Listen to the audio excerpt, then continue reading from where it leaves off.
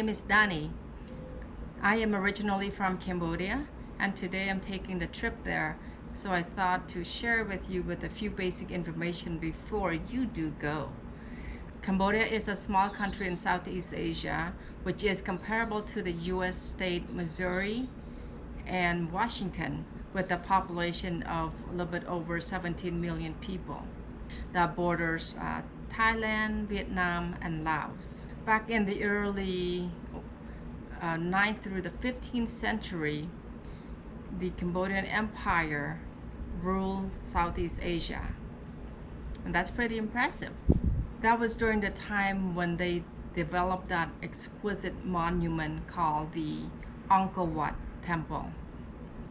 And Angkor Wat is considered as one of the seventh wonder of the world. So it's a place that must see once in a lifetime. So you must go. And my trip will start in the capital city called Phnom Penh. It's spelled Phnom space P and Paul ENH, Phnom Penh. Phnom Penh was said to be found by a woman by the last name Penh, PENH, back in 1372 AD. Now the word Phnom, it literally means mountains, and the word Penh, it means full, or it's filled up. So Phnom Penh, it just means lots of mountains. But I believe it was not a lot of mountains, it's more so hills. The history is kind of contradicting a little bit, but I say it more so full of hills, because looking at Phnom Penh today, I mean, it's really flat everywhere. But yeah, so we'll just settle at full of hills, so Phnom Penh. Now, let's talk about language. What language does the Cambodians speak? The people here in the States always confuse with the language as Cambodian. How I usually like to explain is that I'm from Cambodia. That makes me a Cambodian. But the language that I speak Khmer. Just like the Americans, you live in America, that makes you an American. But you don't speak American, but you speak English. Another example would be like people from Mexico. That makes them Mexican, the people, and the language is not Mexican, the language is Spanish. You got the idea, right?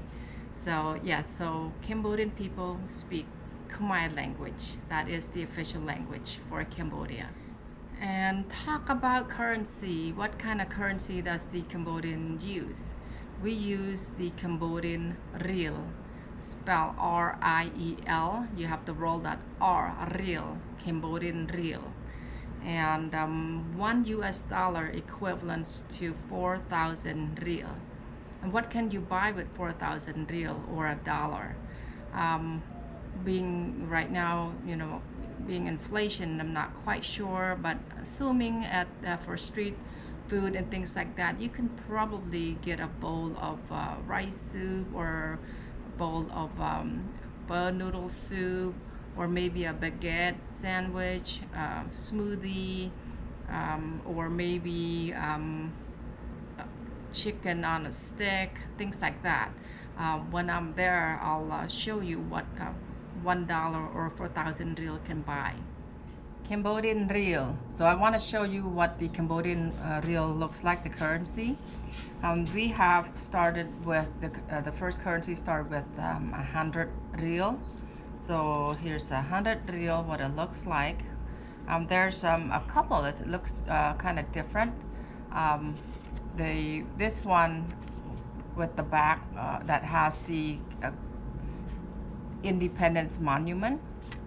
Then this other 100 riel here, the color is different. Maybe it's just a different time that they print. And then in the back of this one, it has the palace that's in the Phnom Penh, in the capital city. So that's 100 riel.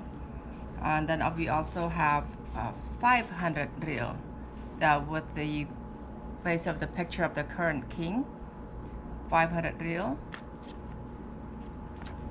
And we also have 1,000 real. So the 1,000 real here looks like it has the picture of the former king the father during his younger days. It looks like King Sihanouk. And we also have a 10,000 real. This is 10,000 real with the picture of the former king Sihanouk during his golden years. So that, and here's the back, 10,000 real. And that's equivalent to like $2.50.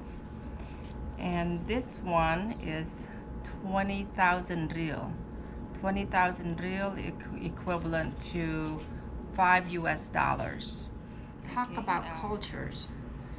Cambodian, we have an extremely respectful cultures with elders of those with high social standing. We greet them by using a formal way of putting our hands together like this and just do a simple bow. That's how we show respect to our elders and to people with high social standings. And how do you say hello? Cambodian, we say hello by using the word Chum Riep Suo, and at the same time when you say the word Chum Riep Suo, you put your hand together like this and you just give a little bow, Chum Riep Suo, or you don't have to do the bow, but make sure your words comes out as Chum Riep Suo. That shows honor and respect to our people. And the word Chum Riep Suo, it just literally means I am respectfully asking you. I'm respectfully asking you, Chum Riep Suo. Not like the English word, we say hello, like hell no. Hello, just kidding. Yeah, but Chum Riep Suo, I'm respectfully asking you. Okay, and that's not the end of the word, how to say hello. And then you want to follow with Sok Sabai. So Chum Riep Suo, Sok Sabai Jiete, Sok Sabai.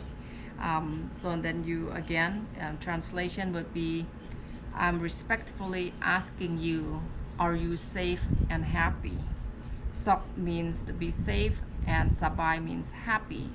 Are you safe and happy? And how you would respond back would be just the same way, just say Sok Sabai, Sok Sabai. Or sometimes the locals would respond it in a way that, oh, I'm Sok but I'm not Sabai, meaning I'm safe but I'm not happy, right? It's a personal thing. But in general, you just want to repeat that, Sok Sabai, Sok Sabai, Sok Sabai Jiete, Sok Sabai. Okay, simple way of greeting each other in Cambodia.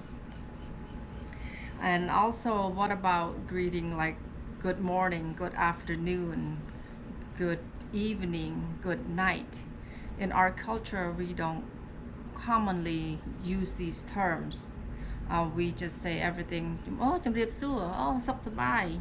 Yeah, just like that. We don't normally say it, but for people who live here in the States, the Cambodians who live in the States have grown accustomed to saying good morning as well, and also good night.